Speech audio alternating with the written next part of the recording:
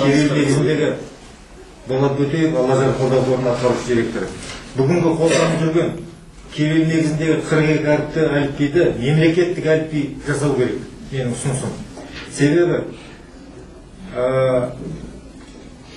бұл мемлекеттік әліпби жасау арқылы біз жаңағы азаматтардың бәріне балабақшадан бастап қазақтың үніне үйретеміз. Себебі бүгінгі күні әлемдегі қазақтардың ең көпшілігі қолданып жүрген. Одан кейін қазақтың бүгінгі үнін дұрыс шығаратын осы бүгінгі әліпби.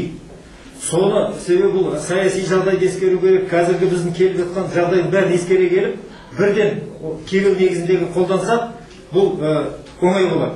Алдымен барлық Қазақстан азаматы кирилл негізінде дұрыс сөйлеп алса, біз қазір атымызды дұрыс жазамаймыз. Еліміздің атын, ұлтымыздың атын, президентіміздің атын өзі орыстар Абиш дейді, қазақтар Әбіш дейді.